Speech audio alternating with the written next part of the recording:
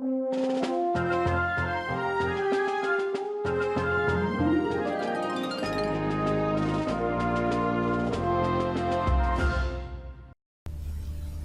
to Starship Horizons. As a member of our crew today, you will play an important role in the success of ASC Horizons objectives.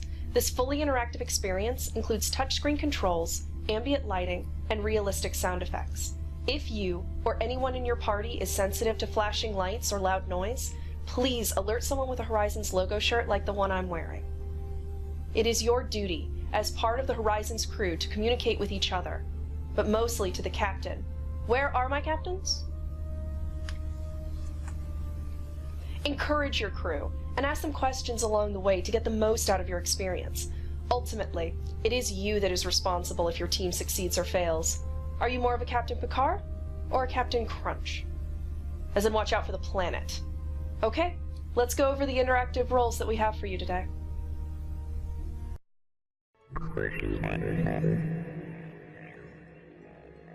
As the communications officer, it is your job to talk to the captain and relay information that you gather while aboard the Starship Horizons. Using the touchscreen, press the controls for the appropriate functions. First, you see alert status. You will start most missions in blue status, which means you are docked. You cannot leave dock until you have permission.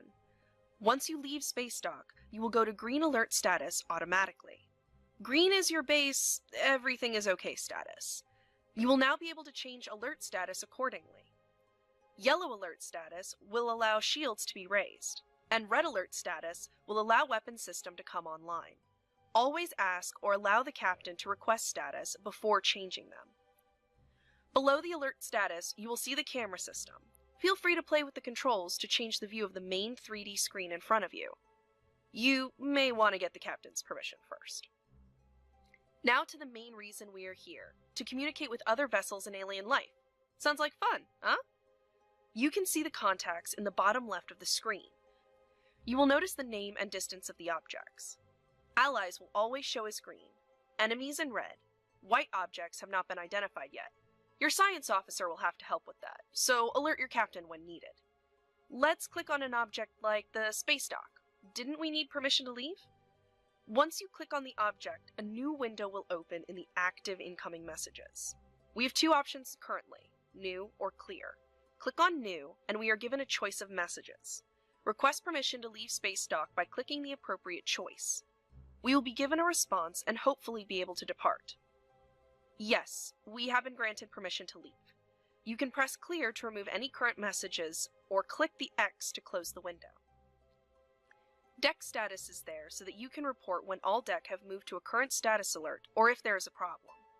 Always alert the captain if you see a deck out of sync with the others, especially during combat. The cargo hold will give you details of any cargo that is recovered when the science officer sends out shuttlecraft to investigate. Mission objectives will give you real-time status of the current mission you are running. Be sure to keep the captain updated as you progress through the missions and alert him if something is missed.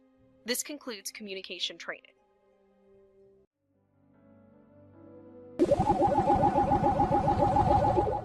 The Science's console main functions are the radar, galactic position, display mode, drones and shuttles, and short-range contacts.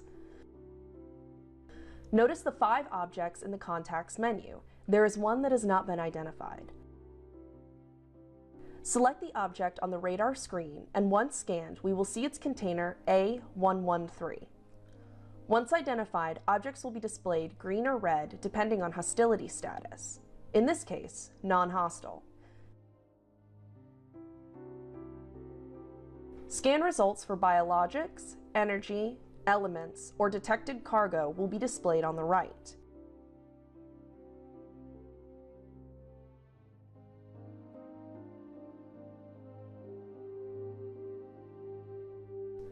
All objects can be scanned, for example, the objects near this comm station.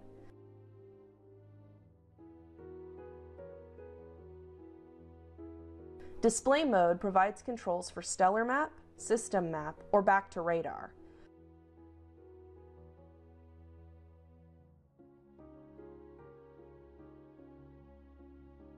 Hey, science officer? See the drones, probes, and arrays information window? Use the shuttle and repair drones during your mission to inspect cargo and help repair vessels along the way.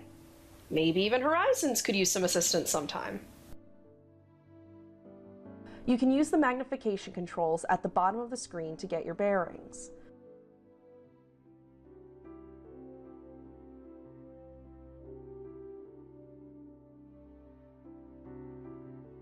As the objects move into scanning range, we can see that they are identified as colonial movers and container A234.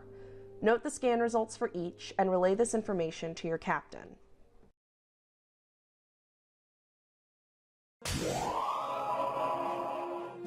Flight. The flight officer has control of the navigation of the vessel. Speed is controlled with the thruster presets or slide bar on the left. Joystick control is on the right. Once you leave space dock, you will be able to move the ship freely. The radar screen in the center gives you 2D representation of where the Horizons is in space. Use the plus and minus buttons at the bottom to adjust the view. To navigate toward an object, select it on the radar. You will now see arrows on the main screen in front of you. Use the joystick on the touchscreen to move the ship in the direction of the arrows until you get a targeting box. You will now be pointing toward the object. During combat, this will be the optimal firing direction for your forward weapons. To assist your tactical officer, always try to keep your enemy forward. Once you have an object selected, it will show up in the target intel in the top right of your screen. You can set an intercept course by selecting the spaceship icon. You can also select the monitor icon to bring the selected object on screen. Attention helm, a word to the wise. When selecting an intercept course, the ship will travel directly to the selected object. If there is anything in the way, the ship will not avoid it. For instance, that big planet. Be sure your path is clear before selecting an intercept course. Press clear on the autopilot at any time to disengage the intercept course. Charts and systems allow you to travel to other planets and systems. Feel free to experiment with these at the captain's instruction. Waypoints are preset GPS coordinates to take you to different directives of your mission. Select Show Waypoints and one destination in order and select Engage Autopilot. This will engage the FTL system and send you on your way.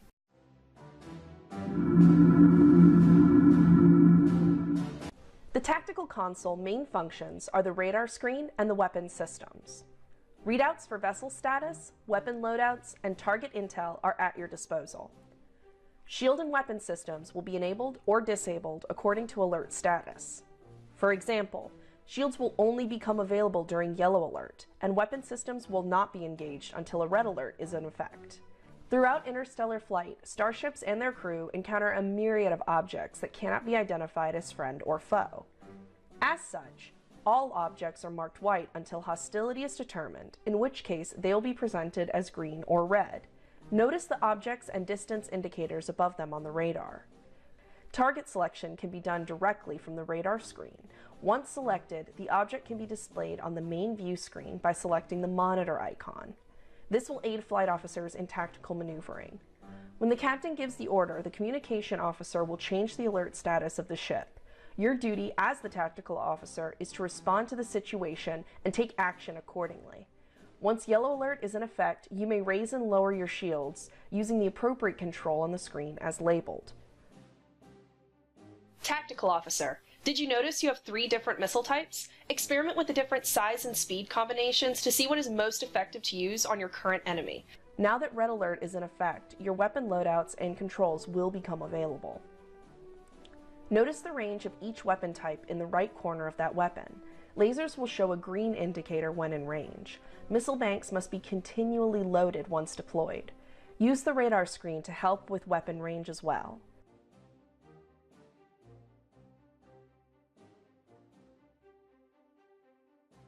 All weapons can be discharged using the fire control.